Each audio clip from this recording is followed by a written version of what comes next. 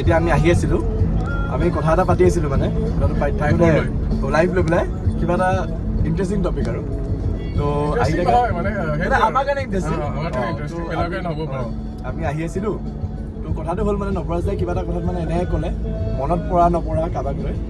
তো জীৱনত মানুহ অহা যোৱা কৰি থাকে, পৰা নপৰাটোতো এটা পাৰ্ট অফ লাইফ।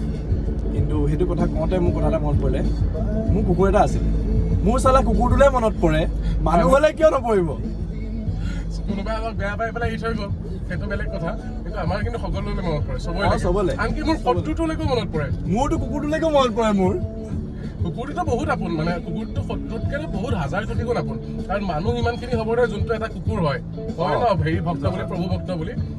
সেইটো শত্ৰুৰ লগত মই হেৰি নকৰোঁ, নিমিলাওঁ বা মানুহৰ লগতো নিমিলাওঁ। তাত মইতো আজিকালি মানুহতকৈ বেছি মানে সেই কুকুৰক বেছি ভাল পাওঁ, যোনটো চিৰিয়াছলি হয় জীৱ জন্তুৰ ভিতৰত। সেইটো এটা ৰাস্তাত কুকুৰ আছে, কিন্তু সেইটো এইকেইটা কুকুৰ।